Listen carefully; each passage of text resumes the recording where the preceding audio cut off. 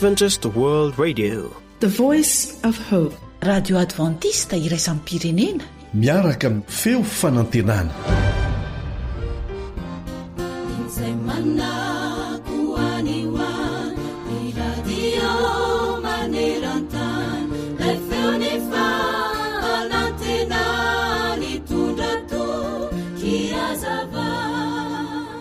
Hoy ity mpandinika anankiray, ny elo dia tsy afaka ampitsahatra amin'ny filatsahan'ny orana, fa afaka miaro antsika kosa tsy ho kotsan'ny orana sy ahafahantsika mandeha n'aiza n'aiza na dia avy aza ny orana. Dia toy izany ihany koa ny fahatokisan'ny tena, mety tsy hitondra fahombiazana izany fa manampy sy manome hery antsika kosa hiatrika ny fiainana. Ny tenin'Andriamanitra dia manoro lalana antsika, fa misy ilay anankiray izay azo itokiana sy manoro lalana azahoana fahombiazana. Izao no lazainy: matokiany Jehovah amin'ny fonao rehetra, fa aza miankina amin'ny fahalalanao. Manaiky azy amin'ny alianao rehetra, fa izy andamina ny lalanao. Oabolana toko 9, 15 sy ny 9. Amen.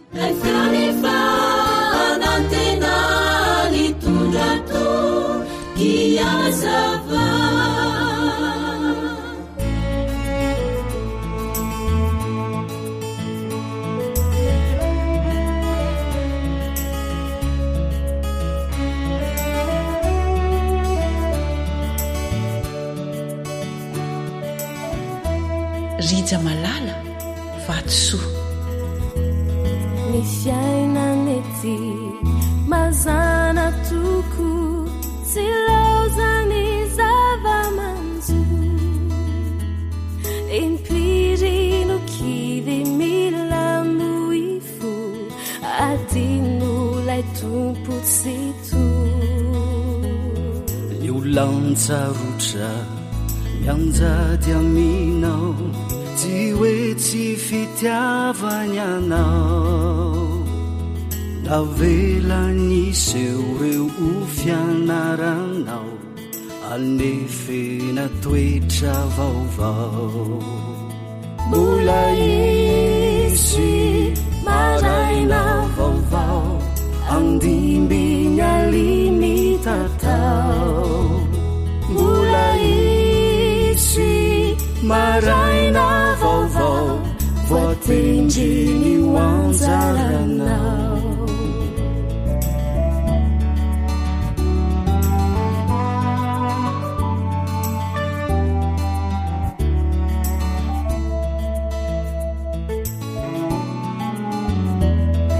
Ekeko toko fa mafy aminao, izao fitsapana miatsizao.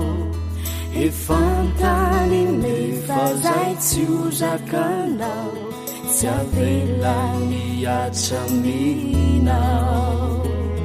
Mandalo ianino tsy ho mandraky izay, aza tao mankarary fo.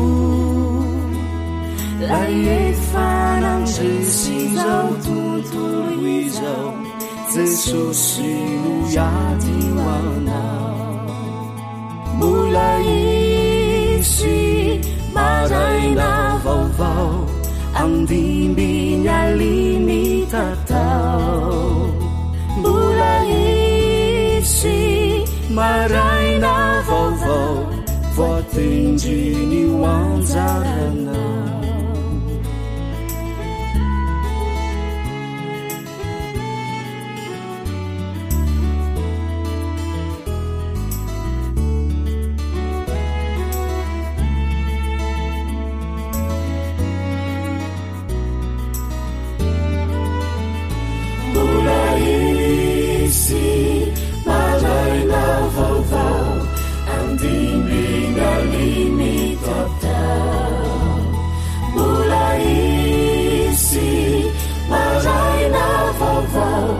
Voatendriny ho anjaranao, voatendriny ho anjaranao, voatendriny ho anjaranao.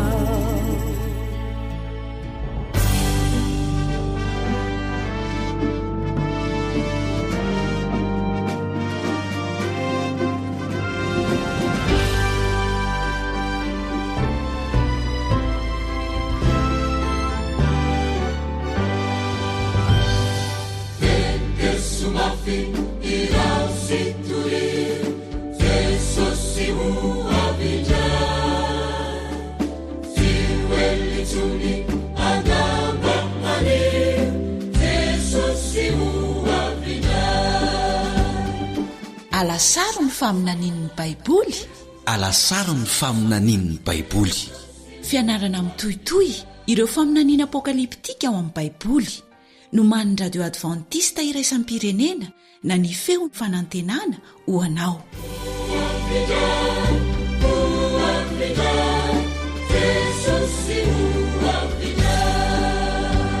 dia faly miarabanao tonga soa eto amin'ny alasaro ny faminanian'ny baiboly, ny mpiara-mianatra ny tenin'Andriamanitra aminao Elion Andriamitansoa. Ny alasaro ny faminanian'ny baiboly izay hinoko fa mitondra antsika ao anatin'ny fandalinana ny tenin'Andriamanitra. Ny afatra alefan'Andriamanitra dia natao an'ny olona rehetra, tsy misy ankanavaka. Isika olombelona no nametraka an'izao karazana antoko samihafa izao ampiavaka antsika, na amin'ny lafiny ara-politika, na amin'ny lafiny ara-pivavahana, na amin'ny fikambanana samihafa. Tsy hanomezantsiny an'izaniza izany, fa tianay kosa ny manamafy fa Andriamanitra dia mijery anao tsirairay, mijery antsika tsirairay, ary tsy afaka mentehitra amin'izaniza na amina fikambanana na amina olona na mpitondra fivavahana ianao ny amin'ny famonjenanao. Zava-dehibe ry izay. Tamin'ny lasa isika dia nahita fahamarinana mazava fa ny asa famonjena faratampony hamaranan'i Jesosy ny asa efa natombony dia ny inona re? Ny fiaviany indray eny amin'ny raolanitra fanondrony. Ny baiboly dia mampianatra mazava fa tsy zava-miafina velively izany, fa ho hita maso ho ren'ny sofina ny fiverenany amboninahitra. Efa maniry mafy ny hatongavan'izany ary antenaiko fa tahaka an'izany koa ianao. Zinona moa izay fiainana kely 20 taona rahabe indrindra ary feno faratsiana ity ho atakalo an'izany fiainana mandrakizay izany. Fa ankoatra ny fiavian' Jesosy indray eny amin'ny raolanitra, dia inona indray no hitranga aorianan'izay? Be dehibe ireo zavatra manitikitika ny sainy maro mikasika ny hoe fitsarana, ny afo be, ny arivo-taona. Mety hanaitra anao ny hafantatra fa ny akabeazan'ny foto-kevitra kristianina momba ny afo be amin'izao fotoana izao dia mba fantatrao ny ainga avy tamin'ny angano Grika, izay tsy misy ifandraisany amin'izay lazain'ny baiboly. Izay ingeny mahatonga ny tenin'Andriamanitra ao amin'ny Apokalipsy 1:13 manao hoe: sambatra izay mamaky sy miaino, mety tsy afaka mamaky ianao fa afaka miaino ny teny'ity faminaniana ity, ka mitandrina izay voasoratra ao anatiny, fa hatomitra ny andro. Tsy afaka miteny ianao hoe aka zany nampianarina anaiko, zay no nahazatra anay fa mba ekeo amin'izay maha-izahay anay izay e. Tsy Zay dia manentana antsika foana mba hanao tahaka ny roeponina ao Beria ao amin'ny Asin'ny Apôstôly 7:12, na ny Apôstôly Paoly sy ny namany aza no nitory tamin'izy ireo. Dia lazainy mazava tsara ao amin'ny dikateny iombonana eto Madagasikara ny tena mazava ny dikateny manao hoe: izay rehetra norenesiny avy amin'ny Apôstôly Paoly sy ny mpiara-miasa aminy, ny fampianarana eniny dia no hamarininy tao amin'ny tenin'Andriamanitra hoe marina ve zany sa tsia. Izay rehetra renao eto dia marino, izay rehetra vakinao amin'ny boky dia marino. Ny tenin'Andriamanitra no refy tsy mety diso. Efa nianarantsika teto fa misandoka ny fahamarinana rehetra Satana. Ka aoka ireo olona tsy handeha amin'ny fahatsorana fotsiny amin'izao fa ady engeno hatrehany eto hoe ny ady faratampony, satria miankina amin'izany no avinao mandrakizay. Melohan'ny hidirantsika amin'ny famelabelarana manaraka, dia tianay foana ny manentana atsika mpiaino, indrindra fa isika izay voazonga mba no manaraka n'ity fandarana ity, fa mbola azonao atao tsara ny miaino ireo fandarana efa nandeha teo aloha. Azo atao tsara izany amin'ireo adresy izay averimberina eto.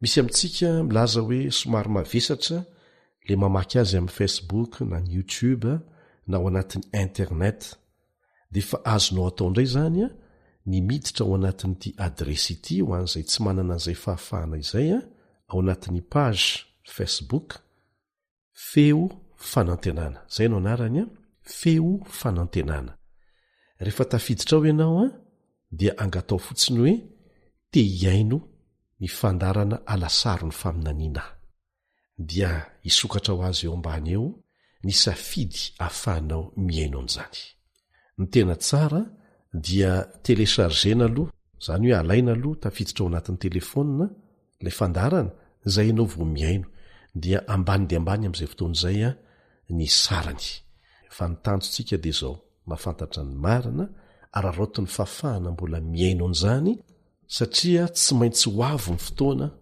zay ny voalaza ny faminaniana ao baiboly tsy maintsy ho avo ny fotoana zay hanakanana atsika tsy ho afaka miresaka n'izany ntsony ary voalaza ny tenin'Andriamanitra fa amin'izay fotoan'izay dia ho tanteraka raha-baky teny zay voalaza ao amin'ny Amosa 7:12 Amosa 7:12 manao hoe ary ivembena hatrany amin'ny ranomasina ka hatrany amin'ny ranomasina ny olona hatrany amin'ny avaratra ka hatrany amin'ny atsinanana eny ivezivezy hitady ny tenin' Jehova izy nefa tsy hahita ka raharoty fa izao ny fotoana mety manasanao ary hiaraka hivavaka amikoa aorianan'izay dia iresaka mahakasika ny loha hevitra hoe ny fandravana isika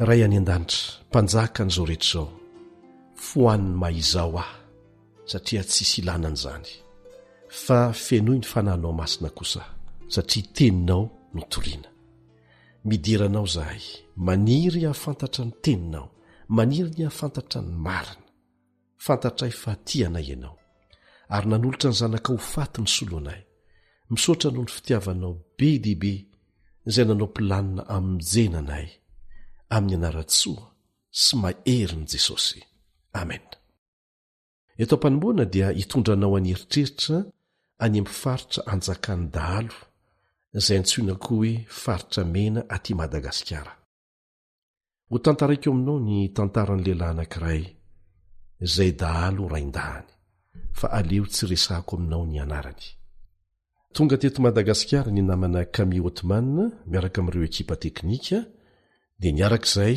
nirakitra tamin'ny oronan-tsary ny tantaran'izay dahalo izay azonao jerenao amin'ny site ny AWR awr.org awr.org ny tantara feno mirakitra an'izany ity jiolahy ity dia nampiorooro na vita eloka be vava maro hatramin'ny famonoana olona tahaka ny dahalo rehetra dia nandositra sy ny hery matetika tany anaty ala izy no ny fanenjeny mpitandro filaminana azy tsy tiany izany kanefa tsy maintsy nataony ary natonga azy ny teny rehery tahaka an'izao indray mandeha hoe ety izaho tahaka ny biby mandositra ny olombelona tahaka aty anaty ala ty tahaka n'ilay zanakadala dia nanapa-kevitra izy fa hiverina hivoaka hivelan'ny ala ny amfenany dia niditra tao amin'ny fiangonana anankiray fiangonana adventiste izy io mitandrina ny andro fafito ny mpitarika tao amin'izany fiangonana izany dia nanasa azy io tonga hatrany hatrany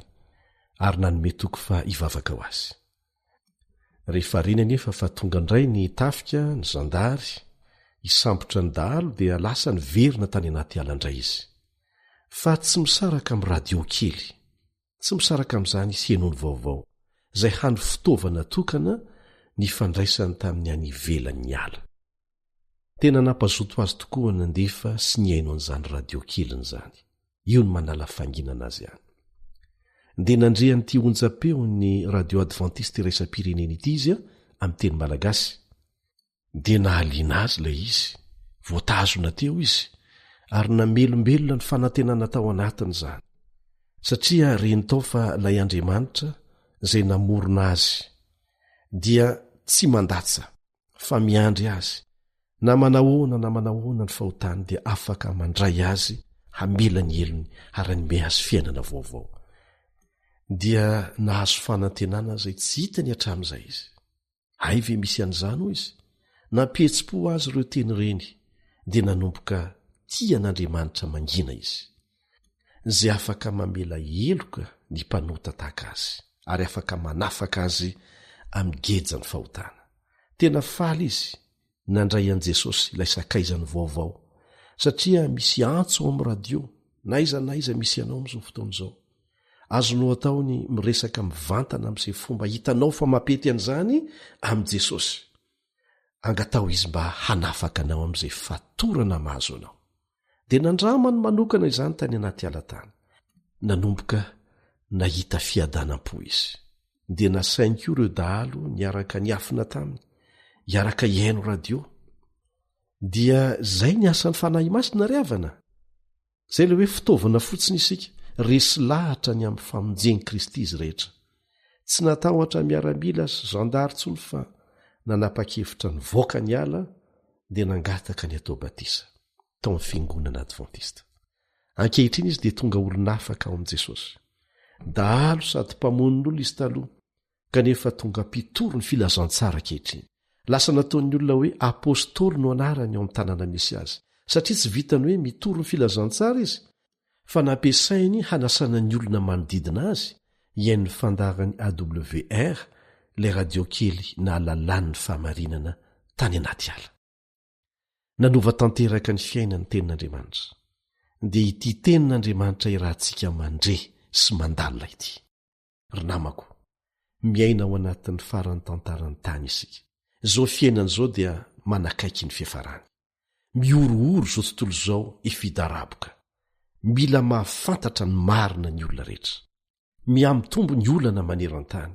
akoatry ny fahasimbany tontolo iainana sy ny toetrandro inona ny zavatra iseho manaraka raha izao ny olana miseho androany ry havana famantarana avokoa izany rehetra izany iverina tsy ho ela Jesosy ianarantsika ao amin'ny baiboly fa tsy manana afa-tsy fotoam-pahasoavana fo isika mandritra n'izao fotoana havelomantsika izao inona no ambaran'ny baiboly fa iseho aorianan'ny fihavian'i Kristy fanondrony rehefa akarina ny an-danitra ireo olo-marina ary ireo izay nandan'Andriamanitra kosa dia ho faty etỳ an-tany inona no iseho aorianan'izay ny apokalipsy dia milaza momba ny feim-potoana izay fantatry ny maro aminy hoe arivo fotoana ho jerentsika eto ny fampianarana tsotra ao amin'ny baiboly mikasika an'izany hoe arivo fotoana izany sy ireo tranga manamarika ny fiandohany sy ny fiafarany izao no lazain'i Jesosy eo amin'ny apokalipsy 2:27 ampitainy amintsika tamin'ny alalan'ny Jaona mpaminany apokalipsy 2:27 arindro avafaingana sambatra izay mitandrina ny teniny faminaniana amin'ity boky ity tsy tian'Andriamanitra hitoetra amin'ny tsy fahalalana mantsy enesika tsy maintsy ataony izay alalan'ny olona rehetra ny marina tsy misy fangarony izany no hevitr'ireo anjely telo voalaza ao amin'ny apokalipsy 4:12 izay maneho ireo mpitoro ny filazantsara mitondra amin'ny fomba aingana an'izany maneran-tany izany no antony ampiasan'ny radio AWR le radio adventiste iraisam-pirenena teny pirenena mihoatra ny 300 ho fanatanterana arabaky teny izay voalaza ao amin'ny apokalipsy 4:14 manao hoe ho toriana amin'ny foko-pirenena sy ny samy hafa fiteny ny filazantsara Jehovah Andriamanitra mihitsy no miantoka ny fanoratana sy ny fiarovana n'io tenin'io fitaovana ihany ny mpaminany sy ny apôstôly ary mbola Jehovah Andriamanitra no miantoka ny fampelezana an'izany mba hahaizan'izay rehetra maniry halala izay voarakitra ao anatiny ary na dia miezaka manao ny fomba rehetra aza Satana hanodinana ny marina dia tsy maintsy ho tonga amin'ny fahalalana ny marina izay rehetra maniry ny ahitan'izany amin'ny fony rehetra na iza izy na iza na aiza izy na aiza tsaroa fa ny baiboly ihany no manazava ny tenany rehefa mianatra an'izany sika izy no manome ny dikan'ireo marika ampiasainy tsy mila mamina viana intsony sika miangavy ianao zahay azo dia tsy hita ireo fahamarinana izay to tsy nahazatra anao angambatra amin'izay tsy maninana izany ny olona rehetra dia mampitombo ny fahalalana ny tsy mety dia ny miziriziry amin'izay fahalalana mety ho diso na nananao misy marina misy diso ny tenin'Andriamanitra ny resahany tsy afaka manala tsiny ny tenanao natren'Andriamanitra amin'izany fomba izany ianao satria ny fahamarinana avy amin'Andriamanitra dia hijanona ho marina mandrakizay fa isika ny tsy maintsy miova hanaraka an'izany raha tiantsika ny fanaraka aminy hifanaraka amin'ilay Andriamanitra namorona sy namonjy antsika. Rehefa mianatra an'ireo fahamarinana omeny voapirofo mazava tsara ao amin'ny teniny dia aza manala ny ampahany ihany koa. Satria hoe tsy azo ampiarina izany fa alao aloha ty tsy resahana. Na koa manampy izay voalaza ao anatiny avy amin'ny hevitsika manokana. Samy tsy mety izany. Tsy ahasoa antsika izany. Dia misy manao teny tsotra fotsiny hoe ka tsy ho tanteraka tsinona ka inona moa ny resahana an'izany. Tsy ho vitako ny manaraka azy. Zao na amintsika samy olombelona aza dia samy hafa mihitsy ny hoe manaiky ny fahamarinana sy miezaka iaina amin'izany eo ambany fahasoavan'Andriamanitra sy ny hoe manao fanahiniana mandahany izany. Ny tenin'Andriamanitra ry havana dia tsy miova. Ny testamenta taloha sy ny testamenta vaovao dia fanalahidy miaraka tsy azo sarahana. Ifanerahantsika nijery teto izany. Satria tsy miova omaly sy anio ary mandrakizay Jehovah Andriamanitra. Dia hiaraka merina ny teny baikotsika ary tsika amin'izao fiarah-mianatra izao. Raha ao amin'ny Baiboly dia ikeko. Raha tsy ao amin'ny Baiboly kosa dia lavoko ary tsy natao azy any. Zay ilay izy dia ho arahantsika foana izay filamatra izay.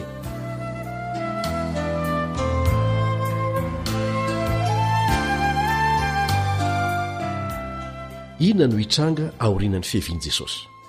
Zany hoe aorianany hampakarany any an-danitra miaraka aminy ireo olona nanaiky ny fanavotana nataony. Ny Apokalipsy 20 dia milaza fa nisy anjely mahery ny sambotra ny Satana, namatotra azy tamin'ny gadra lehibe ary nanipy azy ho amin'ny lavaka tsy tanono arivo taona. Ahoana ny amin'izany?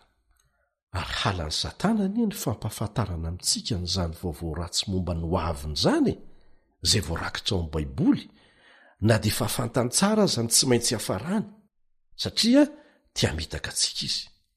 Indray nandeha rehefa nifanena tamin'i Jesosy ireo demoniaka roa lahy tao Gadarena.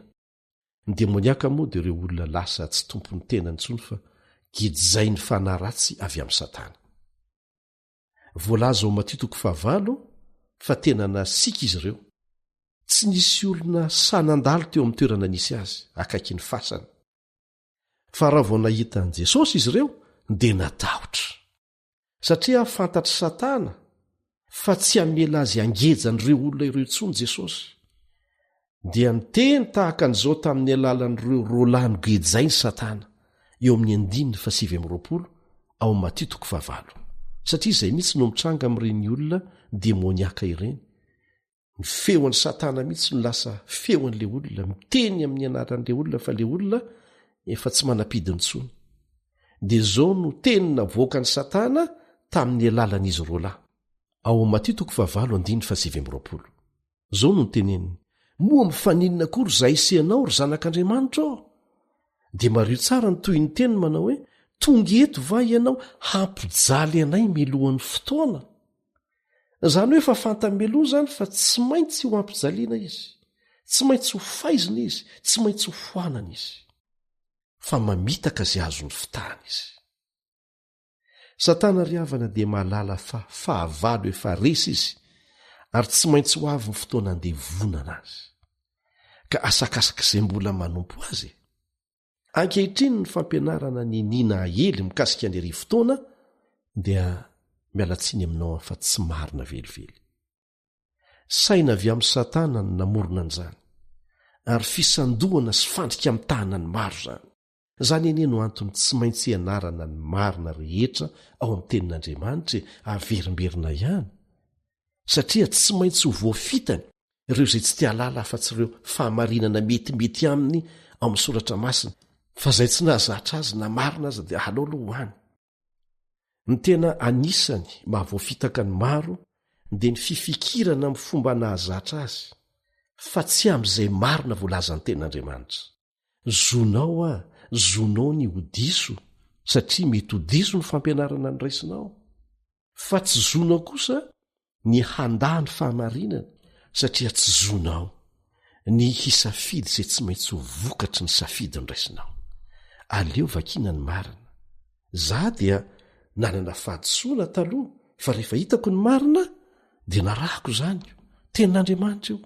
Izy aza manaiky ny fahafahako manana fahadisoana sy manitsy an'izany rehefa malala ny marina. Tsy mivazivazy ny devolo ry havana, tsy maintsy ataony izany fitaka izany hamafiorina ny toerany ho mpitarika an'izay rehetra ny fidikiomy amin'Andriamanitra. Tsarovy hatrany fa niamotika anao ny tanjo ho Satana, ary ny any antoka ao antsika dia ny miorona amin'ny tenin'Andriamanitra izay mampibaribary ny fandriky ny devolo rehetra. Fitiavana antsika rere olona no izarana ny marina, tsy misy resaka klientelisme eto.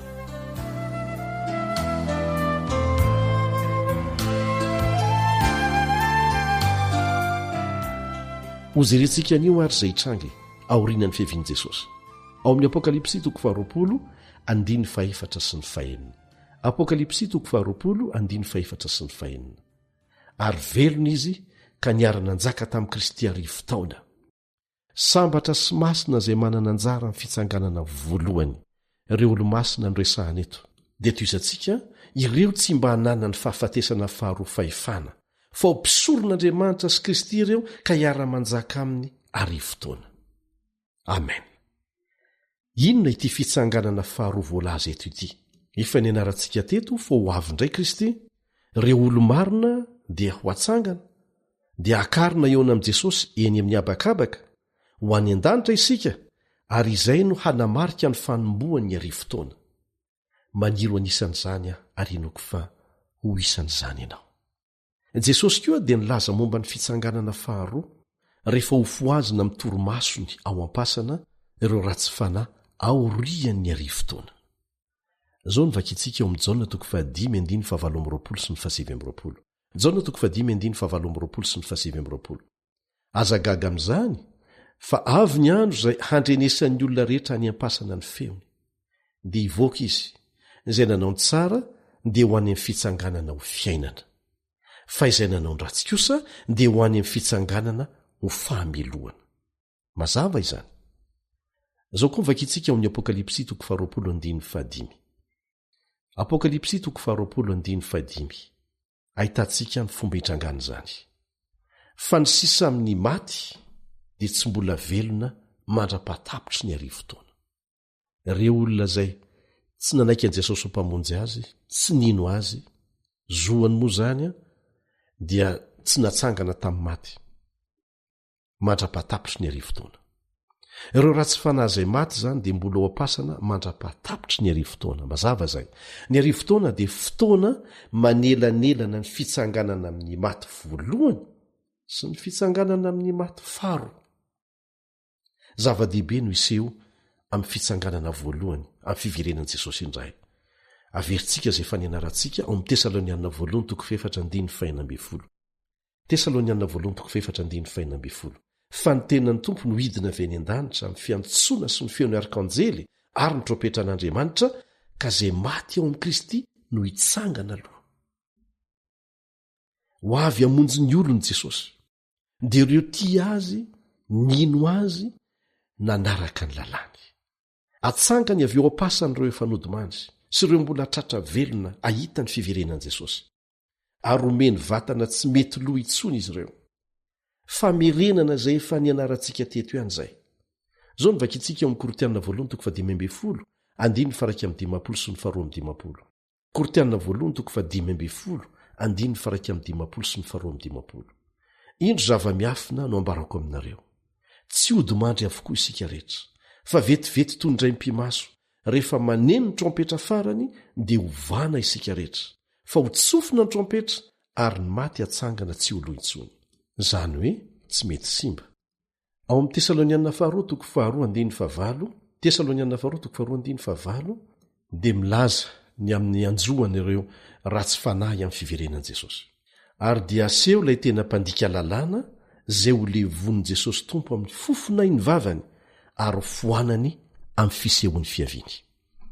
Aza tonoina izay voalaza ao amin'ny Apokalipsy 20:5 izay efa nivakintsika teo dia averintsika indray mandeha hoe ny sisa amin'ny maty dia tsy mbola velona mandra-patapitry ny arivo taona. Ireo ratsy fanahy rehetra izany dia mbola maty etỳ an-tany mandra-patapitry ny arivo taona. Ho jerentsika nandroitany baiboly ireo zavatra iseho amin'ny fanomboany arivo-taona. Voalohany, ny fiavian' Jesosy indray handray ny olony izay hitsanganan'ireo olo-marina ifanody mandry ka hanovany azy ireo hitafy ny tsy fahafatesana. Akariny eny amin'ny rahona ny olona rehetra hitsenan' Jesosy eny amin'ny abakabaka hiaraka aminy ho any an-danitra. Ireo ratsy fanahy velona kosa dia vonoina amin'ny fiavian'ny Tompo, ary izay ratsy fanahy efa maty dia mbola maty ihany. Satana dia voatery irenireny amin'ny tany lao aorinan'izay. Izany hoe tsy mbola ho vonoina Satana fa tsy havela hahita zavatra ho atao mandritry ny arivo-taona. Izao no namaritany Jeremia ny fahitana ny men'Andriamanitra azy teto tany aoriana kely ny fiavian'i Jesosy ny amin'ny zavatra hitranga. Ao amin'ny Jeremia 5:17. Jeremia 5:17. Ary amin'izany andro zany ny voavonin'i Jehova dia hiampatrapatra hatrany amin'ny farany tany anankiray ka hatrany amin'ny farany koa. Tsy saonana na angonina na alevina ireny fa ho zezika eny ambonin'ny tany. Eto Jeremia dia nahita fatin'olona mameno ny tany. Tsisy alevina na hitomaniana akory amin'izy ireny. Ny antony dia tsotra. Tsisy velona ho tavely hitomany intsony na hitarika fandevenana. Satria mandritry ny arivo-taona ny olo-marina dia any an-danitra avokoa, ny ratsy fanahy rehetra dia maty avokoa. Mazava izany. Misy mihevitra fa mbola iso ny famindra-po faharoa mandritry ny arivo-taona. Tsy nilaza an'izany aloha ny baiboly. Milaza nefa ity andalan-teny vakitsika ity fa tsy misy famindra-po intsony. Ny very rehetra dia maty avokoa mandritry ny arivo-taona. Fatin'olona miampatrapatra ny mameno tany. Tsy nisy olona tavela intsony halahelo azy ireo. Ny mpaminany Jeremia ao amin'ny Jeremia 4:17 sy ny 15. Jeremia 4:17 sy ny 15 dia manomeny ny tsipiriany zavatra iseho eto tany mandritry ny arivo-taona. Izao ny vakitsika eo amin'ny 17. Nojereko ny tany ka endro tsy nisy endrika izy sady foana, ary ny lanitra koa ka endro tsy nanana fahazavana izy. 15. Nojereko ka endro tsy nisy olona, ary ny voromanidina rehetra dia fa nandositra. Ndeha ho jerentsika indray ny Isaia 4:17 sy ny 17. Isaia 4:17 sy ny 17. Atao foana dia foana ny tany, ary ho baboina dia ho baboina tokoa izy, fa Jehova no efa niteny. 17. Rava dia rava ny tany, mitresaka dia mitresaka ny tany, miorooro dia miorooro ny tany. Ireo andinon'ireo dia maneho sary mazava ny amin'ny faharavana hitranga eto tany. Ny baiboly dia maneho an'izany amin'ny endriky ny lavaka tsy tanoanoa, hamatorana ny devolo mandritry ny arivo-taona. Izao ny vakitsika amin'ny Apokalipsy 20:1-7 miresaka an'izany. Apokalipsy 20:1-7. Ary hitako fa indro nisy anjely nidina avy tany an-danitra, nanana fanalahidiny lavaka tsy tanoanoa sy gadra lehibe ny an-tanany, dia nisambotra ilay dragona izy. Iza ilay dragona resahana eto? Ilay menarana ela, devolo Satana izany. Dia izao no toy ny teny, ka namatotra azy arivo-taona, dia nanipy azy ao any amin'ny lavaka tsy tanoanoa, ka nanidy izany dia nanisy tondro-kasety eo amboniny. Raha ampitahana ireo teny rehetra ireo, dia hitantsika fa ny lavaka tsy tanoanoa dia ny tany mitritra vokatry ny fikorotanana, tsisy hazavana, tsisy neninina, maizina tanteraka ny tany, tsy misy velona tsony. Ilay dragona na Satana dia avela ho eo, tsy misy neninina azo ny atao. Izao ny vakitsika amin'ny Apokalipsy 20:7. Apokalipsy 20:7. Mba tsy amtany firenena maro intsony mandra-pahatapitry ny arivo-taona, ary rehefa afaka izany dia tsy maintsy hovana kelikely aloha izy. Avela eo zany izy. Io ny fotoana ahatserovan'ny Satana ny asa ratsy vitany sy ahitany ny vokatra izany. Afatotra ao anatin'ny lavaka izy, tsy afaka hanohy ny ratsy fanaony intsony, tsisy olona velona ho hitany intsony, tsy afaka mitaka nizaniza intsony izy satria ireo ratsy fanahy dia mbola ho faty etỳ an-tany, ary ny olo-marina dia any an-danitra. Satana irery sisa sy ny anjeliny. Tsy rojo vy ny gadra matorana azy eto tany, fa ho gadrainy ny toe-javatra izy.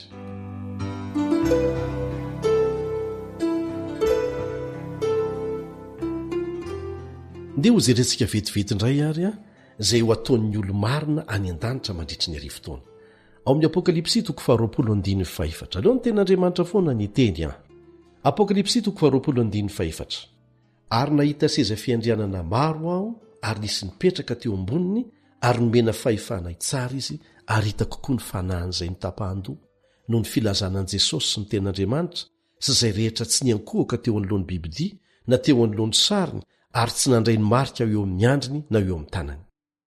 Io marika io ny lohahevitra amin'ny manaraka izay ho resantsika fahazadino ary velona izy ka niara-nanjaka tamin'i Kristy arivo-taona izay ny toy ny teny eto a.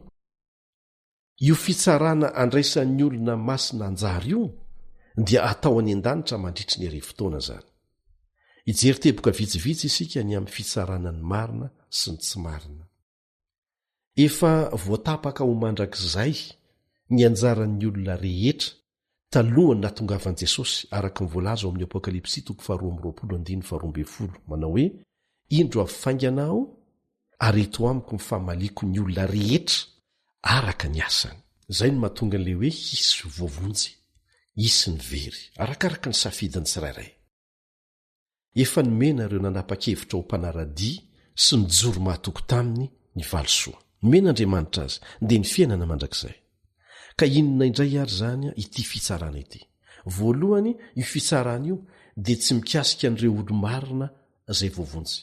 Faharoa, ity fitsarana ity dia natao ho an'ireo ratsy fanahy irery izay maty mandritry ny arivo-taona. Izao no vakintsika amin'ny apokalipsy 4:12. Apokalipsy 4:12 ary nahita ny maty aho na ny lehibe na ny kely tsangana teo alohan'ny seza fiandrianana no velarina ny boky ary nisy boky ray koa ny velarina dia ny boky ny fiainana izany ary ny maty dia notsaraina arak'izay zavatra voasoratra tao anatin'ny boky araka ny asany. Tsy hoe ho atsangana avy amin'ny maty izy dia entina ny an-danitra dia anoloana ny seza fiandrianana fa fomba entina manazava amintsika ny toe-javatra hitranga any an-danitra izany mandritra ny arivo-taona. Reo any an-danitra dia ahita amin'ny atsipriany ny antony na tonga ny olona ho very. Io ny tena antony. Efa fantatra fa very, fa ilay fitsarana dia hanapirofo amin'ny olona rehetra izay any an-danitra, ireo izay nivonjena, fa manana ny rary ny Andriamanitra eo amin'ny fitsarana izay nataony. Fahatelo, ny fitsarana dia hanapaka ny alehibean'ny sazy ho an'ireo izay very, miaraka amin'ny Satana sy ny anjeliny, ary hanazava ny antony na very ireo olo tiantsika sasany. Misy olona izay veritsika fa tena tokony ho tonga any, malaza, tena namirapiratra tetỳ tany, kanefa tsy ho hitany, dia hazava amintsika hoe fa ahoana ny antony. Ary farany, ny tanjon'ity fitsarana ity dia ny hamongotra ny olona ny fahotana mandrakizay. Samy iaika pahabe maso na ny olona na ny anjely amin'izay fotoana izay fa Andriamanitra dia be fitiavana sy marina mandrakariva. Ary farany, dia ho voapirofo ny toetra ny marina. Ireo lafi ny maro amin'ny fitsarana dia anehoan'izany amin'ny olombelona sy ny anjely. Ho voavaly avokoa ny fanontaniantsika izay efa fantatr'Andriamanitra tsara avokoa. Ny fitsarana dia natao an'ny tompontsoa ho antsika fa tsy ho an'Andriamanitra akory. Maro-po loatra Jehova. Io fitsarana io zany dia fanehoana ny mangarahara tamin'ny fitsarana natao tamin'ireo olona izay very, mba tsy hatonga ny olona izay voavonjy isaina zavatra hafa, fa hahita mazava tsara hoe zao zany natonga n'ireny olona ireny ho very. Hofitintsika vetivety ary ireo tranga iseho mandritry ny arivo-taona. Any an-danitra ny olo-masina hitsara ny ratsy fanahy, hanamarina ny antony na very azy ireny. Ho rava sy ho feno aizo-pito kosa ny tany. Tsisy olona ho velona intsony etỳ an-tany, fa Satana sy ny anjeliny kosa dia voatery hijanona eto. Tsy afaka hanao na inona na inona satria tsisy olona azo ny fitahana intsony. Hijery ny vokatry ny asa ny sisa no azo ny atao. Hoy Jaona momba ny fiafaran'ny arivo-taona ao amin'ny Apokalipsy 4:12. Apokalipsy 4:12. Ary nahita aho fa indro ny tanàna masina dia Jerosalema vaovao nidina avy any an-danitra tamin'Andriamanitra, voaomana tahaka ny ampakarina efa miaingo eo amin'ny vadiny. Aorianany arivo-taona izay efa ny anarantsika teto ny akanton'izany tanàna masina izany.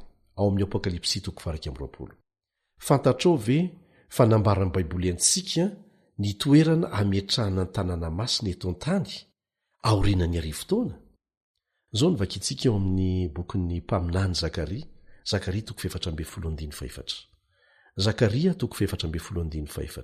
ary am'izany andro zany ny tongony zany hoe ny tongotr' Jesosy hijoro eo atendrombohitra oliva eo atsinanana tandrifin'i Jerosalema ary ny tendrombohitra oliva hitresaka eo fovoany hiatsinanana sy hiakandrefana ka hisy loasa lehibe ary ny antsasaka ny tendrombohitra hifindra hianavaratra fa ny antsasany kosa hianatsimo.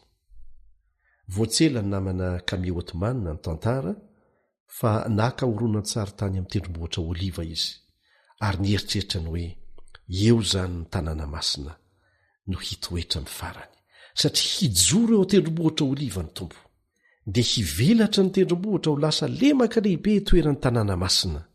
Mario fa ny fiavian'i Jesosy fanitelony zany fiavian'i Jesosy fanitelony dia amin'ny fiafaran'ny arivo-taona hiaraka amin'ireo olona voavitra rehetra. Hoy ny voalaza ao amin'ny Zakaria 4:15 ary ho avy Jehovah Andriamanitro mba amin'ny masiny rehetra momba azy. Dia toizantsika eo amin'ny apokalipsy 20:17 zany. Apokalipsy 20:17 dia hovahana Satana ho afaka ao amin'ny tranomaizina ny toerany. Hovahana amin'izay Satana. Dia tadidio koa fa ny fananganana ny ratsy fanahy dia atao amin'ny fiafaran'ny arivo-taona. Satana zany hovahana ny ratsy fanahy vela hitsangana Jerosalema vaovao hidina avy any ambony. Izay le sary dia zao mivakitsika eo amin'ny apokalipsy 20:17. Apokalipsy 20:17 ny sisa maty dia tsy mbola velona mandra-pahatapitry ny arivo-taona. Zay ho atsangana amin'izay zany izy aorianany arivo-taona. Andriamanitra anao nangana ny ratsy fanahy fa tsy afaka anao an'izany akory Satana. Ho atsangana izy ireo mba ho ampahafantarina azy ny antony nahavery azy sy ireo didim-pitsarana mifanitsy amin'izany arak'izay fa voasoratra hoe araka ny asany. Zay ho tsaraina araka ny asany. Io fotoana nanganana ny ratsy fanahy io dia hifanitsy amin'ny fotoana hamahana ny Satana amin'ny fihiboana izay natao azy ela dia ela. Novana migadrana matorana azy izy.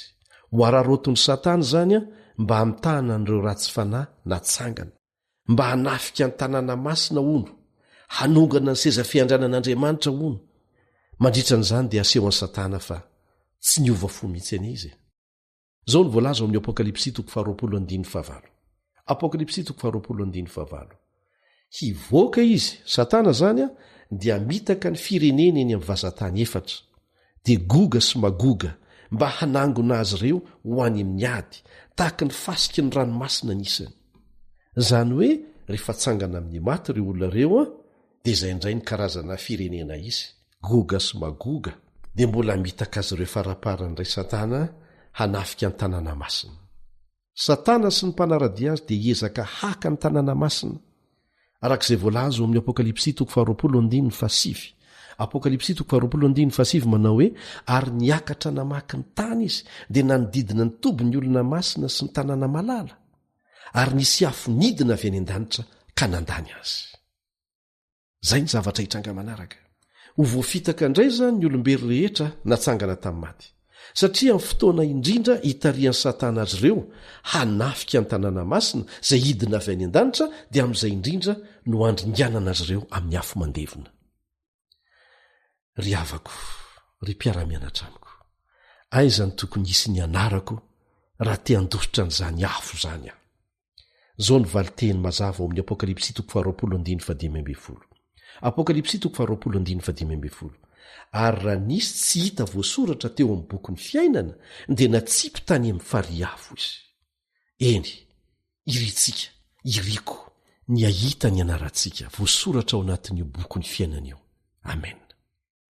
Inona ny tokony ataonao ary amin'izao fotoana izao mba ahitana ny anaranao ao anatin'io boky io, mba ahitako ny anarako ao anatin'io boky io. Ilainao ny mandray ny famonjena natolotr' Jesosy ianao amin'ny finoana sy maneho ampahabe maso ny fahavononanao hiandany tanteraka amin'ny tsara amin'ny alalan'ny fanekenao ho atao batisa. indray nandeha rehefa nitoro filazantsara nanambarany marina rehetra tamin'ny olona ny apôstôly petera sy ireo apôstôly namany dia izao ny fanontaniana nataon'ny olona taminy ao amin'ny asan'ny apôstôly 2:7 dia leo amin'ny tapany faharoa ndraisitsika asan'ny apôstôly 2:7 tapany farany. Ry rahalahy, inona no ataonay? Zay no antsoantso nataon'ny olona. Inona no ataonay ary? Maro amintsika koa amin'izao fotoana izao hinoko no mametraka izany fanontaniana izany. Dia izao ny valiteny nataon'i Petera eo amin'ny 9:7. Mibeba, ary eo ka samy atao batisa amin'ny anaran'i Kristy ianareo rehetra, mba hahazo famelana ny elokareo, ary ianareo handray ny fanomezana dia ny fanahy masina. Zay ny torohevitra, tsy avy amiko izany, fa avy amin'ny tenin'Andriamanitra, fa izaho koa mba mianatra ohatranao. Ny hoe mibebaka dia fahavononana hiala amin'ny fanao ratsy rehetra, fahavononana hiala amin'ny ratsy izay niainana taloha, ary fanapahan-kevitra hiaina amin'ny fiainana vaovao. Zay le mibebaka. Dia aseho ampahabe maso amin'ny alalan'ny fanekenao atao batisa, tahaka ny nanaovana batisan'i Jesosy izany.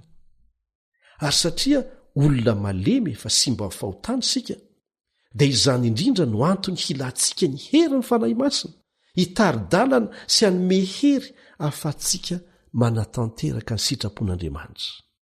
Izay tiantsika tao kanefa tsy ho vitantsika raha tsy misy izay herin'ny fanahy masina ekentsika hiasa eo amintsika izay.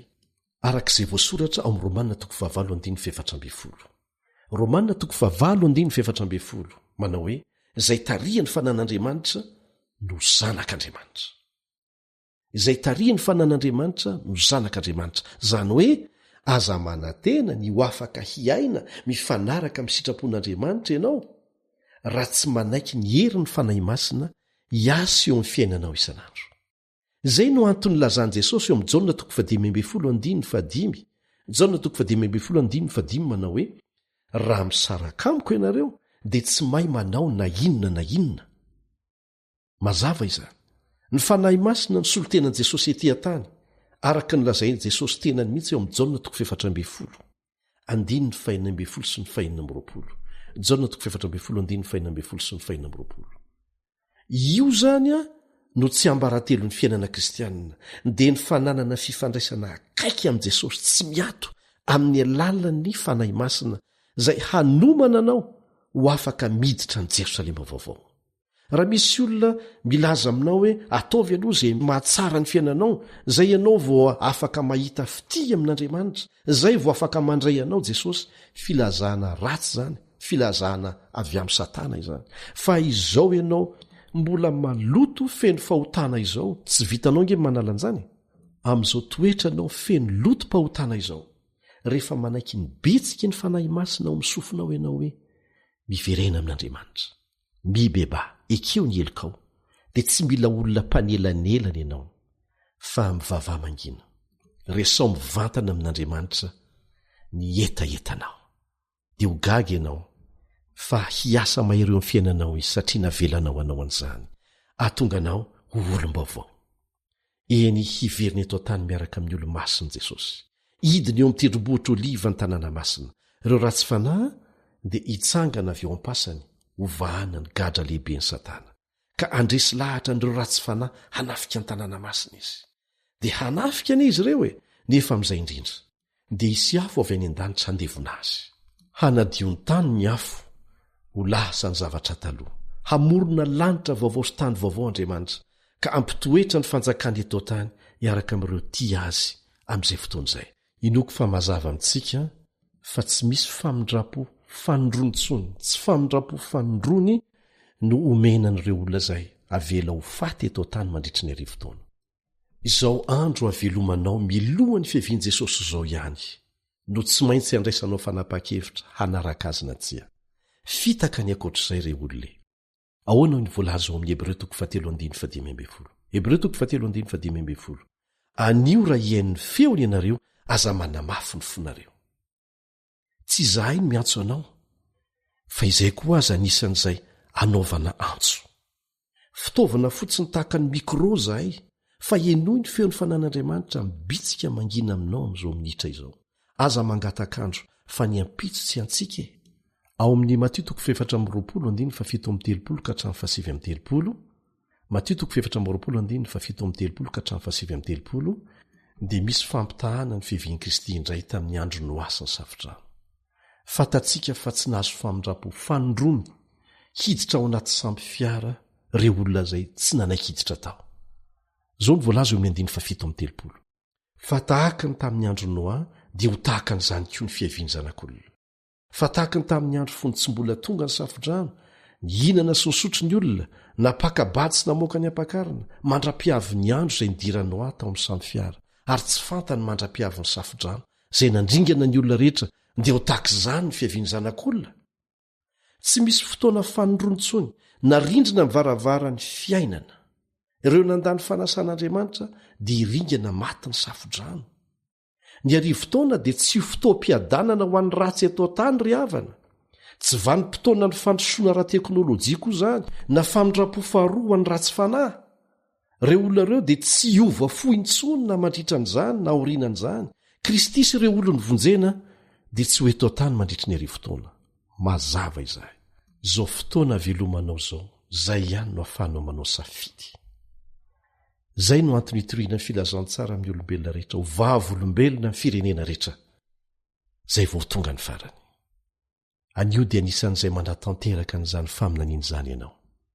Ty afatry ny filazantsara ty dia ampitaina manerana ny tany. Manao zava-mahatalanjon'Andriamanitra. Ny olona ho very rehetra dia hiaiky fa marina sy mahitsy Andriamanitra amin'ny fitsarany rehetra. Zao ny vakitsika amin'ny Romanina 4:10 sy 12 eo anatrehan'izany. Romanina 4:10-12. Nahoana ianao no mitsara ny rahalahinao? Nahoana kosa ianao no manao tsinotsinona ny rahalahinao? Fa samy iseho eo anoloan'ny fitsaran'Andriamanitra iza, isika rehetra. Fa voasoratra hoe, raha velona koa aho Jehova, lohalika rehetra handohalika amiko, ary ny lela rehetra hideran'Andriamanitra.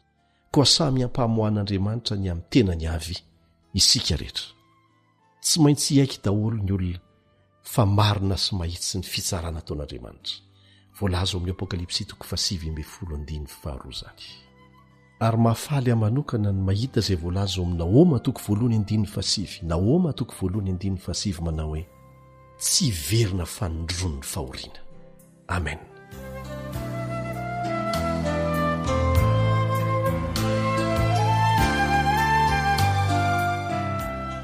Ireo voavonjy sy ireo any amin'ny tontolo tsy nanota dia ho voaro mandrakizay, tsy verina fanondrono ny fahoriana. Ny afo avy amin'Andriamanitra no andevina ny fahotana rehetra sy ny vokany, ary dia ho voadio ny tany. Ho jerentsika indray mikasika an'izany amin'ny manaraka. Fandeha ho apetraka amin'Andriamanitra ny faniriana izay ao anatsika tsirairay avy amin'izao fotoana izao hanaraka azy. Raha izay ny an-danitra ao misaotra anao izay noho ny teninao izay mampibaribary mazava tsara aminay ny marina rehetra. Teo any an-danitra izay, te handova ny fiainana mandrakizay izahay. Mamela ny heloka rehetra. Misaotra anao fa Andriamanitra mamela heloka sy maharo-po ianao. Amboary ny fiainana ifanaraka amin'ny sitraponao. Aza velo ho variana amin'ity tany mandalo sy efa ho simba ity izahay. Ampio izay mba hiomanao amin'izany fiainana mandrakizay izahay. Angatahana amin'ny anaran'i Jesosy ny fandraisana, ny fanolorantena ny retom-piaino reto izay tapa-kevitra ny anaraka anao. Raiso amin'ny anaranao izy ireo, Jesosy io. Amen.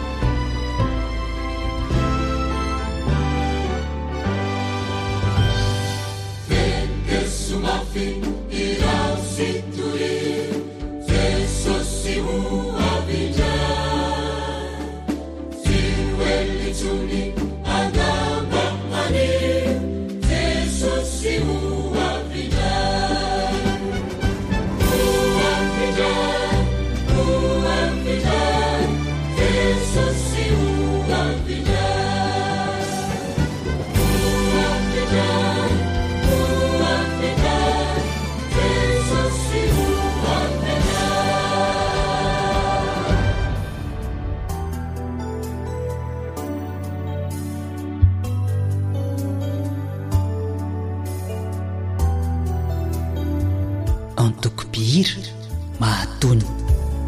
Misy feo tsy mitatra mandonao ampo, feo tsy mba miambatra maniry anaso, fitahimpamonjena no tiany atolotra, nefa tsy terena izay tsy rototra.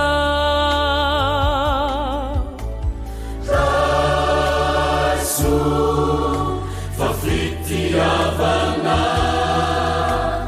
Raiso aza sipandavana, Jesolay nanolotra ny ainy tsisy fetra lonte androzy sy toetra.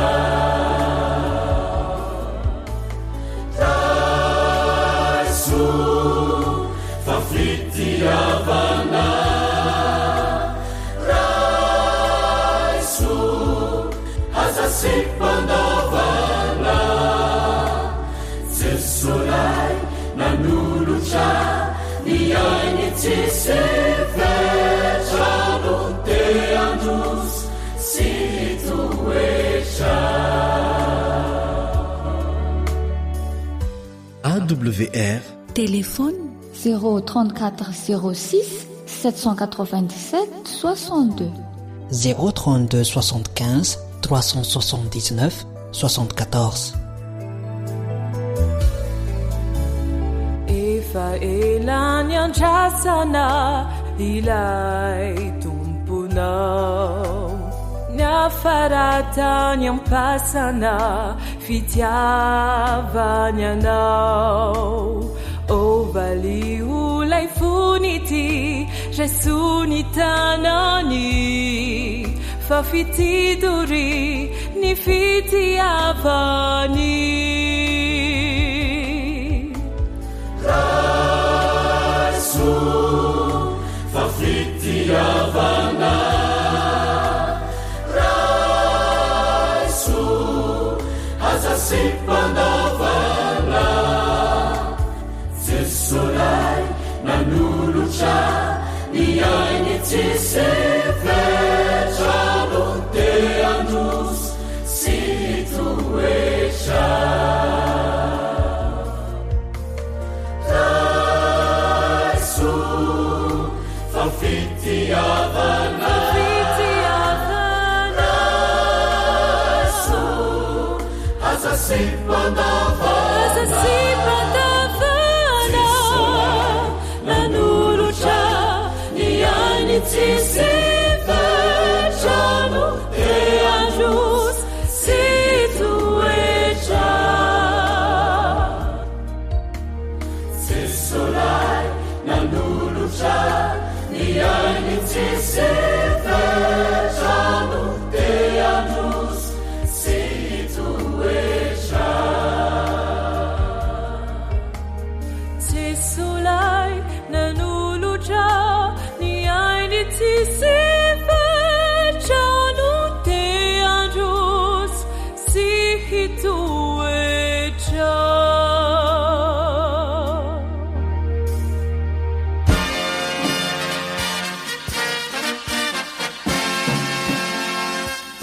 Adventist World Radio, The Voice of Hope.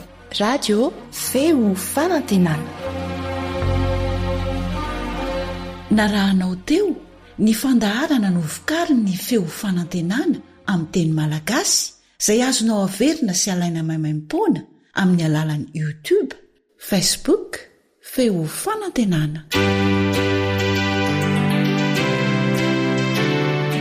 Mirary 720 ora finaritra ho anao ny AWR.